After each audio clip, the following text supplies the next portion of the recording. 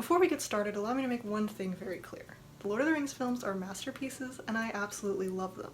I honestly think they are fantastic adaptations, and while they certainly have their issues, or else I wouldn't be making this video, I honestly think that these are the best movies we could possibly get from a book this difficult to adapt. So with that being said, let's take a little time to analyze one of the very few issues I have with these films. The issue of which I am speaking is in regards to the character of Eowyn. In case you don't know, or don't remember, or whatever, Eowyn is a princess of Rohan, niece of Theoden King.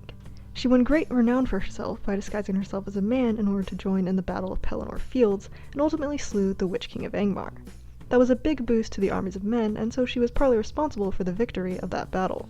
At first glance, book Eowyn and movie Eowyn really aren't all that different. Her physical appearance checks out, she's in the same position and has all the same relationships, and she still performs her great heroic deed in battle. However, the main issue that I have with how the movies adapt Eowyn is how her character arc is ultimately resolved. So to get into that, let's establish Eowyn's character in the books and what exactly her arc is there. Eowyn is introduced in the Two Towers, and as we get to know more about her character, we see that she's someone who's struggling with discontent and despair in her life. The royal house of Eorl, of which she is a member, seems to be completely falling apart thanks to Saruman's attacks and Grima's influence over Theoden. She's seen a man that she loves like a father wasting away into a lifeless puppet, and also her cousin dies. And while she does still have her brother Eomer, she sees how he gets to go off and fight and everything, and she's just seemingly stuck at home looking after Theoden. So she has this desire to just get out, get away from Rohan and go somewhere and do something great and glorious to reclaim her pride, but she doesn't know how.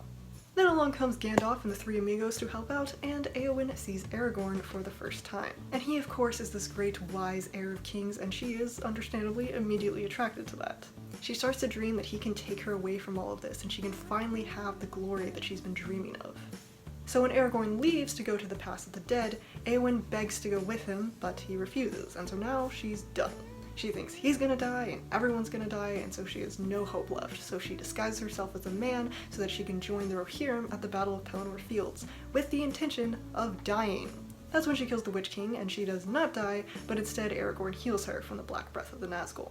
Then while Eowyn is still recovering in the Houses of Healing, she meets Faramir, and he's instantly in love with her, but she is still struggling to overcome that despair she was feeling before. Over time, however, as she spends more time with Faramir, he helps her to see that life is still worth living, and that she doesn't have to just long for death and glory. It's really a very beautiful story, but I think it has a tendency to get kind of glossed over in most discussions of The Lord of the Rings, and one of the reasons for that, probably, is that the movies don't really follow that same story. But let's take a look at what's going on with Eowyn in the movies. Her arc is set up pretty much the same way. We get dialogue between her and Grima and her and Aragorn, much of which is lifted directly from the book and which makes clear this discontent that she's feeling. But once she disguises herself as a man and joins in the fighting, that's where things start to shift a bit. The way Eowyn is depicted during the battle in the movies is where she looks scared and overwhelmed until like the last moments. She's shouting death along with all the other riders, but it doesn't really look like she means it. And I think I should make this very clear. In the book, Eowyn wanted to die.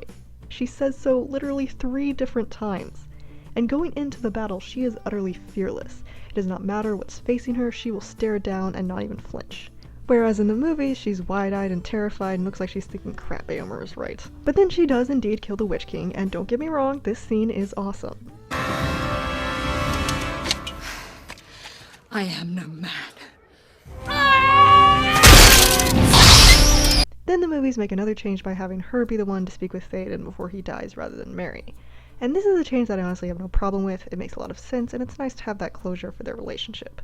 But that's about all we get from Eowyn.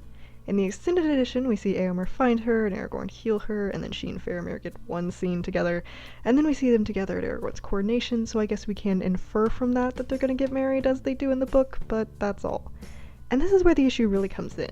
In the books, Eowyn's arc is a character who is facing despair but overcame it and found love and happiness in her life. In the movies, she's a character who wants to do something cool, I guess, and then she does it, and that's the end of that. Her character arc is kind of cut off at the knees, and I think it just ultimately makes her less interesting.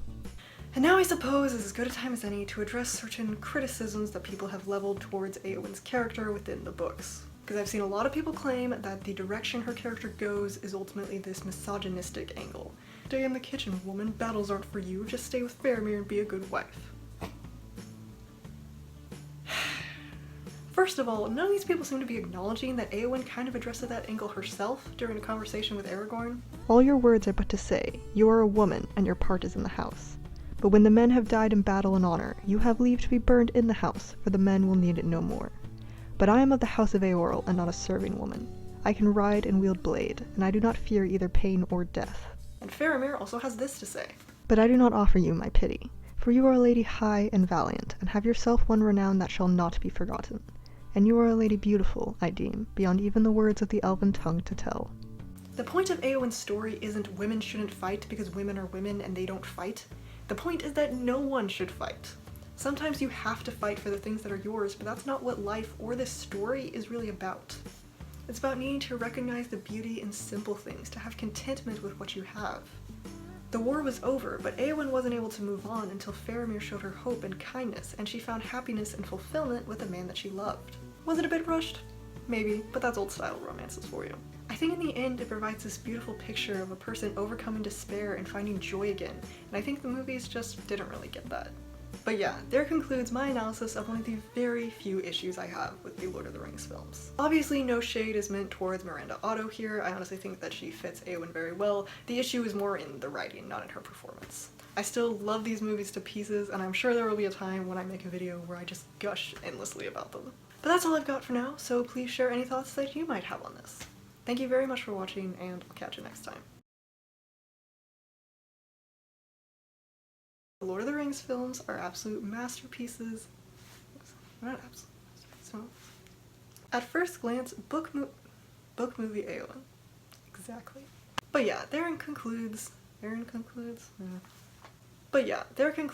of my. But yeah, therein conclude. What is this freaking line? Oh my gosh. I can't say this line without laughing. But yeah. Bella, I ruined it for myself. But yeah, there concludes one of my. Obviously, no shade towards Miranda. Can't say her name right. No, never mind.